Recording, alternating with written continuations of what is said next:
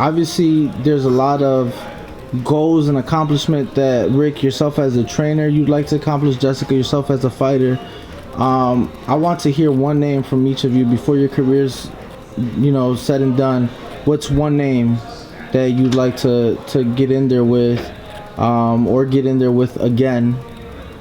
I think I see what you're doing there. Well, I mean, I'd say the easy route would be Cameron, and I say easy because I feel like Katie's chicken shit. She's like running and she's hiding behind her team and her management, and they won't let me, or hiding behind fake mandatories, or so she's just like hiding. So I don't think I'll be able to get to her before the end of my career, which is fine. So Chantelle, she's got fucking balls. If she wants it, then we can go for it.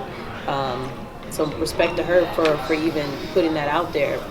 But Katie Taylor, I don't know if that'll ever happen. So what do you think? She has a fight next weekend, right? Who's that, Katie? Yeah. I know there's been some criticism on her choice of opponent. Any thought?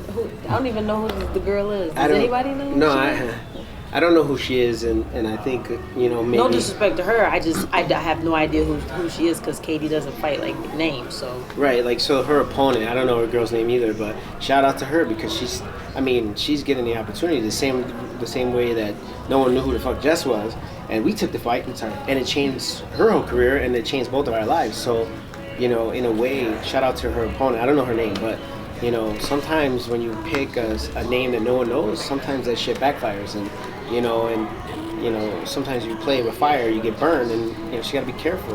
I don't think an article came out this morning that Katie was saying she has a few years left in boxing. I don't think she has a few years. I think she got a few fights left, and we'll see. I mean, we definitely want to find out if she's got anything left in her, and I think if she fights Jessica at 144, somewhere in that area, I think Jessica puts a beating on her. She's just a different fighter than she was before. Most likely she'll fight this girl. They're not going to pick somebody that they can't beat or they don't think they can beat. So she'll fight this girl, she'll win every round, and then she'll say, man, that was such a hard fight, really tough opponent, and it's just going to be like whack all over again. So she's fighting, and it's not next weekend, I'm sorry, it's December 11th. Yeah. Firuza Sharapova, which apparently is a mandatory of Katie, so I guess she'll be... She'll move to 140 and fight Chantelle, I'm sure. Does it bother you some that you gave Katie a hell of a fight? By far was her hardest fight up to that point, but they're talking about like the 7-figure deal, or to make 7 figures in a fight against Amanda Serrano, which I know you guys have a good relationship with, but given the past and given the success that you've had, does that bother you guys at all?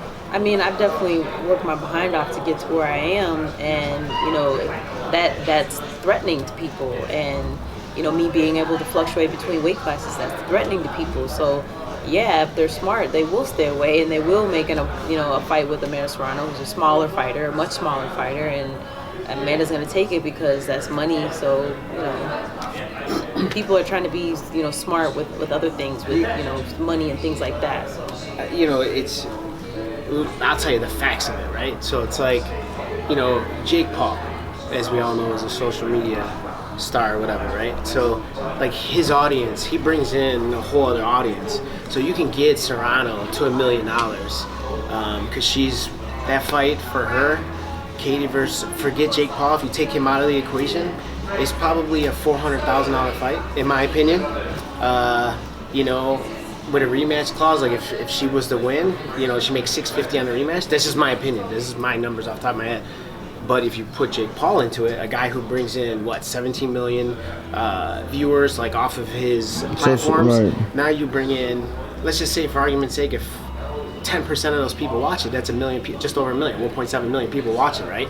So I mean, if you bring in that audience, you can get Serrano to $1 million, $1 million purse. So shout out to Jordan and shout out to Serrano herself, Amanda, for recognizing that and making that happen. I think it's more of Jake Paul than it is Amanda Serrano, and that's a fact. When you take Jake Paul out of the equation, it's a $400,000 fight. I mean, I don't think anybody or any promoter would argue with me, whether it's in Madison Square Garden or in the UK.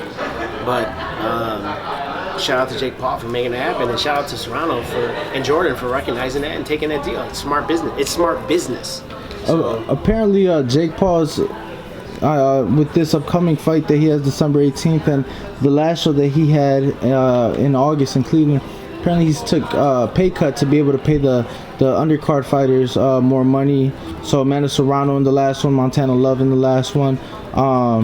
So I could see how, you know, just like you're saying, not just bringing the numbers in, but also how he's been doing that. yeah. So, I mean, I don't know. I think a fight with Jessica and Katie, definitely, I think it's made sense for a while. Even if Katie or anyone were to say, well, she's not deserving of it. Well, the moment she became champion at 140 pounds, I feel like that was a fight that made sense. Now she, you know, unified at 140, undisputed at 147. How can anyone argue that? Well, I mean, Amanda Serrano is extremely accomplished, but she was champion at 100 and was it 100? 126 pounds? I thought her lowest was 115. Oh yeah, for sure she was. I'm saying currently, I think she's champion at 126. But I'm saying the size difference, right? So it's kind of like, all right, like fight somebody your own size sort of mentality, right? Yeah, I mean, I get it. Like, I want that fight to happen more so for Amanda, so Amanda can get paid, because I do think that, you know, a certain amount of legacy belongs to Amanda, and she should get paid for it, you know, and she put her life's work in. So she should get $1 million, you know what I'm saying? But as far as like the Katie situation, I like, if you say top 2 fighters, or top 3 people that you want Katie to fight, Jess is in that mix. Whether you have her first or whether you have her third, she's still in the top 3. Because after the Serrano fight, who's Katie gonna fight? Natasha Jonas? Well, she's with Sky now, so that's gonna be a little bit more difficult. Or they're gonna have to. That will cost Matchroom more to get a fight like that done. So they could say Chantelle Cameron, right? So if she goes undisputed, we want Chantelle first. We want Chantelle first. We have no risk on our 147-pound belts. We want Chantelle 140. Let's fight for her belts. She's talking about our belts. No. We'll wait for you to get your belts, and then we'll go down to you. Right? I guarantee she won't take that fight. She's going to want to come for us. I don't want that fight at 147. I want it at 140. And then we beat her. Then there's nowhere for Katie to run anymore. Absolutely. And there's no catch weight for that. It'll be at 140. Jess will be a two-weight division undisputed champion, and that's what it should be. And that's how I think we'll get Katie. But we got to do a little more work again to make that fight happen.